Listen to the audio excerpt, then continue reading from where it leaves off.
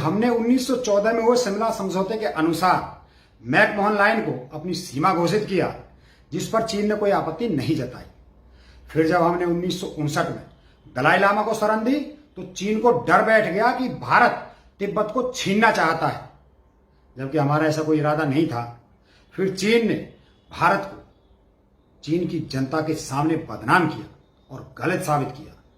इसके बाद सुनिए दोस्तों, एक अजीब सा वाक्य हुआ कि जब चीन से बातचीत की रिपोर्ट को भारत सरकार ने चीनी भाषा से इंग्लिश में ट्रांसलेट करवाया कि दोनों देशों की जनता इसे आसानी से समझ सके, चीन को यह बात बुरी लगी और उसने समझा कि भारत अपनी गलतियां छुपाना चाहता है, इसीलिए ऐसा किया है। यहां भी नेहरू जी की साफ दिल राजनीति पर चीन की गंदी सोच ने उंगली उठाई। अब यहां से एक नया मोड़ आया जब भारत की फॉरवर्ड पॉलिसी बनी। हुआ यूं कि चीन ने 1961 की गर्मियों में अक्साई चीन मैकमोहन लाइन पर पेट्रोलिंग शुरू की और कुछ दिन बाद देहरा कंपास पर कब्जा कर लिया और चिपचाप नदी पर एक पोस्ट बना दी। जब भारत सरकार ने यह देखा तो नेहरू जी ने फॉरवर्ड पॉलिसी पर काम करने का आदेश दिया। फॉरवर्ड पॉलिसी यह थी कि जहां चीन ने पोस्ट बनाई है उसके जस्ट पीछे भारतीय पोस्ट बना दो, ताकि चीन की पोस्ट पर पहुंचने का रास्ता बंद हो जाएगा और रसद भी नहीं पहुंचेगी।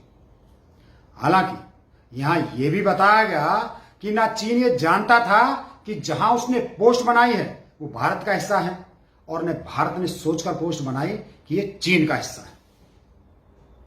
भाइयों, 4 फरवरी 1962 को तत्कालीन गृह मंत्री श्री लाल बहादुर शास्त्री जी ने चीन को चेतावनी दी कि यदि चीन कब्जे वाली जगह खाली नहीं करता तो भारत वही कार्रवाई करेगा जो हमने गोवा में की थी, और हम चीन को खदेड़ देंगे।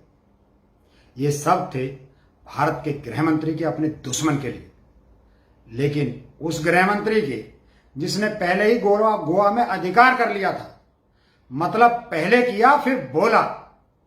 अभी जो गृह मंत्री हैं उनको सिर्फ तंबाकू भरे मुंह से बकबक करना आता है, वो भी जब जब हाथी निकल जाता है। फिर ये पूंछ को धमकी देते हैं कि ए पूंछ, तू हमारी तरफ देखना भी मत, नहीं तो काट देंगे। ऐसी कायर सरकार है जो सिर्फ गरीबों और मासूम जनता को मार सकती है, लेकिन दुश्मनों की बात आती है तो तबीयत खराब होने का बहाना लेकर अस्पताल में भर्ती हो जाती है। खैर, भारत ने अपनी फॉरवर्ड पॉलिसी के तहत 60 फॉरवर्ड पोस्ट बना दी थी। इन पोस्ट के कारण चीन पीछे हट गया। 1962 में मई जून तक चीन भारत से लड़ाई के बारे में सोच भी नहीं रहा था। उसे डर था कि ताइवान से भारत का मोर्चा खुलने पर हमारी मजबूती वाली जगह फुजियन कोस्ट हाथ से चली जाए। भारत भी युद्ध के लिए तैयार नहीं था, क्योंकि हमने सिर्फ गोवा की एक सीमित क्षेत्र की लड़ाई लड़ी थी और पाकिस्तान से टकराव होता रहता था, इसलिए हम कोई बड़ी लड़ाई के लिए तैयार नहीं थे, और ना ही ऐसा डर था कि कोई लड़ाई होगी। जून में चीन की ओर से एक बयान आया कि चीन के दर्जनों सैनिक भारत ने मार दिए, लेकिन इसके बाद भी सितंबर तक दोनों देशों की आर्मी बातचीत करती रही। जून में ही भारतीय खुफिया एजेंसी ने जानकारी दी कि चीन बॉर्डर पर युद्ध की तैयारी कर रहा है, और इसी का फायदा उठाकर पाकिस्तान भी भारत पर हमला कर सकता है। 8 जुलाई 1962 को भारत में सरकार ने एक जानकारी दी कि हमने 2000 वर्ग मील जमीन चीन से वापस ले ली है। 10 जुलाई को लगभग 350 सैनिकों ने हमारी एक चौकी को घेर कर लाउडस्पीकर से हमारी गोरखा फोर्स से बोला कि आप लोग भारत की तरफ से लड़ाई ना करें, लेकिन हमारी गोरखा रेजिमेंट के जवानों ने उन्हें डांट दिया तो चीनी वापस चले गए। 22 जुलाई को भारतीय सेना को आदेश दिया गया कि हमारी वो सभी पोस्ट वापस ली जाएं जिन पर चीन ने कब्जा कर लिया है।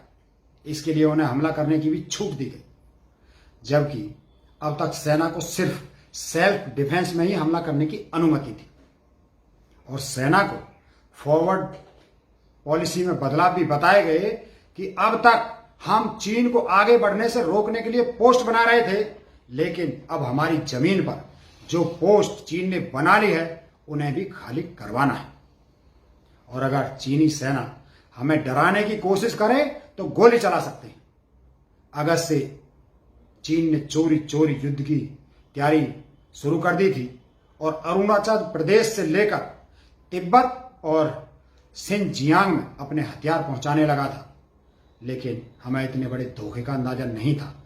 एक तरफ चीन पीछे हट रहा था और दूसरी तरफ वो लड़ाई की तैयारी कर रहा था, क्योंकि जून में ही भारतीय सेना ने तिब्बत के एक गांव पर नजर रखने वाली पोस्ट बना ली थी, जो नामखाचू घाटी के धौला में बनाई गई थी। ये पोस्ट मैकमोहन लाइन से 6 किलोमीटर नॉर्थ में, मतलब चीन की तरफ थी। इसका कारण यह था कि मैकमोहन लाइन पहाड़ों पर साफ नहीं थी, इसीलिए हमारी पोस्ट उस लाइन से थोड़ा आगे बन गई। मैकमोहन लाइन इसलिए बनाई गई ताकि पहाड़ों पर सीमा समझ आ सके। 8 सितंबर को चीन ने धौला में हमारी पोस्ट को निशाने पर लेते हुए एक ऊंची जगह पोस्ट बनाई, लेकिन 12 दिनों तक किसी तरह की कोई गोलीबारी नहीं हुई। 9 सितंबर को हमने निर्णय लिया कि थांग ला चोटी पर बैठे चीनी सैनिकों से जगह खाली कराई जाए, यदि जरूरत पड़े तो हमले किए जाएं। नेविल मैक्सवेल की एक किताब में कहा गया है कि जो जगह भारत के नक्शे में चीन की थी, उस जगह भारतीय सेना ने पोस्ट बना ली। इसलिए चीन ने अपने सैनिक 10 गुना बढ़ा लिए और 20 सितंबर को भारतीय सेना की पूर्व कमांड को आदेश दिए गए कि भारतीय जमीन पर आने वाले चीनी सैनिकों पर हथियार चलाए जाएं। भाइयों, अब तक हमने देखा कि हमें फॉरवर्ड पॉलिसी क्यों बनानी पड़ी और किस तरह चीन ने पीछे हटकर भी चुपके से युद्ध की तैयारी शुरू कर दी थी। जब हमने हिमालय पर पोस्ट बनाई तो उससे ऊपर की चोटी पर चीन ने पोस्ट बना ली और हमने अपनी जमीन खाली करवाने के लिए सेना को आदेश दे दिए। अब आगे यह हुआ कि 3 अक्टूबर को चीनी सरकार के एक प्रमुख अधिकारी, जो पूर्व विदेश मंत्री भी थे, वो भारत आकर नेहरू जी से मिलते हैं और कहते हैं हम युद्ध नहीं करेंगे, हम वादा करते हैं कि बातचीत से मुद्दा सुलझाएंगे। 10 अक्टूबर को भारत के 50 सैनिकों का एक दल अपनी एक पोस्ट यमसोला को वापस लेने के लिए रवाना किया, लेकिन उन्हें लगभग 1000 चीनी सैनिकों ने घेर लिया। उन्हें लगा कि हम उनकी जमीन पर कब्जा करने के लिए आ रहे हैं, तो चीनी सेना ने हमारे सैनिकों पर हमला कर दिया, जिसमें हमारे 25 और चीन के 33 सैनिक अपने देश के लिए लड़ते हुए शहीद हुए। इस हमले के बाद नेहरू जी ने विवाद सुलझाने के लिए प्रयास किए, लेकिन 18 अक्टूबर को यह साफ हो गया कि चीन ने बड़े पैमाने पर युद्ध छेड़ दिया और 20 अक्टूबर से 21 नवंबर 1962 तक 31 दिन तक चलने वाला युद्ध शुरू हुआ। अब यहां स्पष्ट हुआ कि हम अपनी जमीन, जो 1914 में हुए शिमला समझौते के अनुसार मैकमोहन लाइन तक थी, उस जमीन को सुरक्षित रखने के लिए कोशिश कर रहे थे और चीन ये समझ रहा था कि हम तिब्बत पर कब्जा करने के लिए अक्साई चीन उससे छीनना चाहते हैं, जबकि अक्साई चीन मैकमोहन लाइन के अंदर ही था, वो हमारा ही था।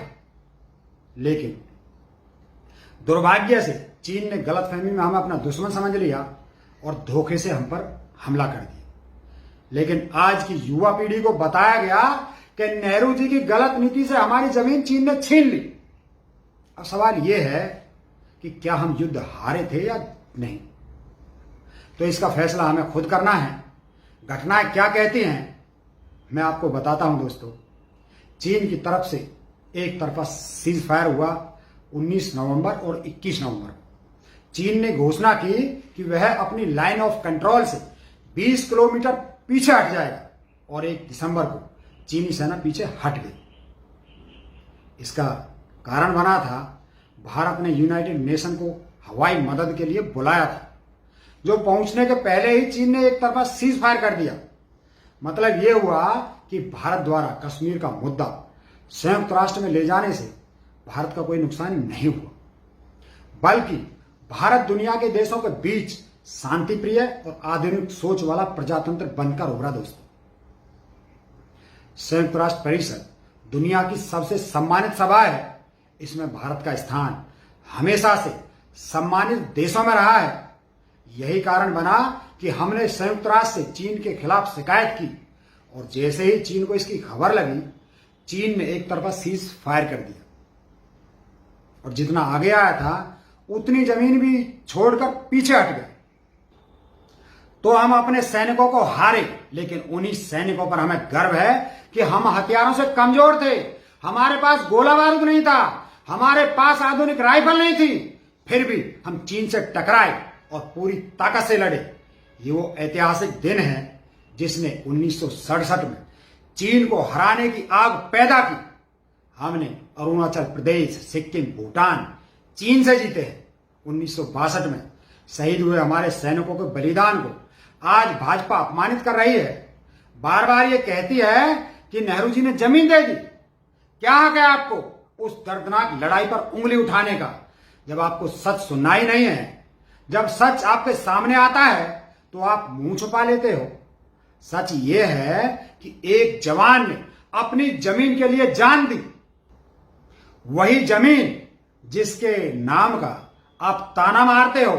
अगर आप नेहरू जी को दोष देते हो तो आप चीन से लड़ते हुए शहीद हमारे सैनिकों का अपमान करते हो।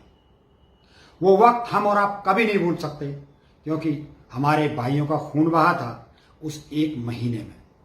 और आज हम एसी में बैठकर उस युद्ध पर सवाल उठा रहे हैं। अरे शर्म आनी चाहिए आपको। कैसे भारतीय हैं आप, जो अपने ही देश के जख्म कुरेदते हो और गालियां देते हो अपने ही इतिहास को। ये याद होना चाहिए कि हम सिर्फ 15 साल का नया देश थे, फिर भी हमने किसी भी ताकत के आगे घुटने नहीं टेके। हमने जंग लड़ी और बड़ी वीरता से लड़ी। हमने जो जाने गंवाई वो हमारी वीरता की कहानी कहती हैं। चाहे पाकिस्तान हो या चीन से हमारी पराक्रमी सेना ने हर लड़ाई पूरी ताकत से लड़ी है। इसीलिए हमारे इतिहास का मजाक मत बनाइए। इस इतिहास में हमारे सैनिकों का खून बहा है, हमारे देश का गौरव दर्ज है। अपनी राजनीतिक लड़ाई को देश के सम्मान से मत तोलिए। अगर आप अपने गुजरे वक्त को आपने आज के लिए दोषी मानते हो तो आपसे बड़ा कायर कोई नहीं है, क्योंकि आप कुछ करना ही नहीं जानते सिवाय दोष देने के। भाइयों, संयुक्त राष्ट्र में जाने से हमें क्या मिला, इसकी चर्चा अलग से किसी दिन करेंगे। अभी ध्यान देने की बात यह है कि यहाँ एक बात हमेशा के लिए याद रखने की है कि तिब्बत में गोरिल्ला ट्रेनिंग के लिए भारत की जमीन का उपयोग करने वाला अमेरिका चीन से लड़ाई में भारत को धोखा दे गया था दोस्तों, और हमें अकेला छोड़ गया था। लेकिन नेहरू जी ने संयुक्त राष्ट्र में भारत की स्वच्छ छवि बनाए रखने की नीति से चीन और फिर अमेरिका के धोखे के बीच फंसी भारतीय जनता को सुरक्षित रखा। वरना इतिहास गवाह है, बड़े बड़े ताज सिर्फ दोस्तों के धोखे से गिर गए हैं और हमारे और चीन के सैकड़ों जवानों की जान गई। भाइयों, अभी तक जो कुछ मैंने आपको बताया वो 8 अलग अलग वेबसाइट से जानकारी इकट्ठी करके आपको दी है। वो जानकारी जो विकिपीडिया जैसी इंफॉर्मेशन साइट पर है, इस जानकारी में कई लेखकों और उस समय में उपस्थित रहे लोगों की किताबों से ली गई हैं। इन वीडियोस में मैंने वो लिंक्स भी आपको शेयर किए हैं। आप इनको पढ़कर मेरे सच का सबूत ले सकते हैं। तो आप सभी से मेरा अनुरोध है कि जब भी इतिहास की कोई घटना की जानकारी फेसबुक या व्हाट्सएप पर आपको मिले तो सबसे पहले उसे चेक करें कि वाकई में सच है या नहीं। और इसमें अगर आपको लगे कि मुझे मदद की जरूरत है तो आप सीधा मुझसे संपर्क कर सकते हैं, मैं आपकी मदद अवश्य करूंगा। भाइयों, चीन और नेहरू से जुड़ी अभी तक की घटनाओं में हमने जो भी देखा उसमें क्या आपको लगता है कि वो प्रधानमंत्री जिसने हैदराबाद, गोवा, कश्मीर जैसे हिस्से भारत में मिलाए हैं, वो अक्साई चीन जो हमारी खुद की जमीन थी उसे ऐसे ही दे देगा? ये इल्जाम सरासर बेबुनियाद हैं। इतिहास की घटनाओं को गलत तरीके से पेश करके भाजपा अपने ही देश को बदनाम करने में लगी है। कांग्रेस को खत्म करने की सन की धुन में भारत के सम्मान का भी लिहाज नहीं कर रही। वो देश के इतिहास के साथ छेड़छाड़ करके हमारे आने वाले भविष्य को गलत सीख दे रही है। आप ही सोचिए, जब हमारे और आपके बीच अंतर्राष्ट्रीय मंच पर हमारे बच्चे हों, उनसे पूछा जाए अपने देश के बारे में बताओ, तो अगर उन्होंने भाजपा द्वारा बताए इतिहास को सुनाया तो हमारे बच्चे किस कदर बेइज्जत होंगे। हमारे बच्चे अपने ही देश का इतिहास नहीं जानते, ये तोहमत लगेगी उन पर। क्या हम ये चाहते हैं? यदि नहीं तो आज से संकल्प लीजिए कि हम इतिहास की किसी भी घटना की जानकारी खुद मालूम किए बिना उस पर विश्वास नहीं करेंगे, और मालूम करने के लिए किसी प्रोफेसर या किसी विद्वान लेखक की किताब पर भी यकीन करेंगे।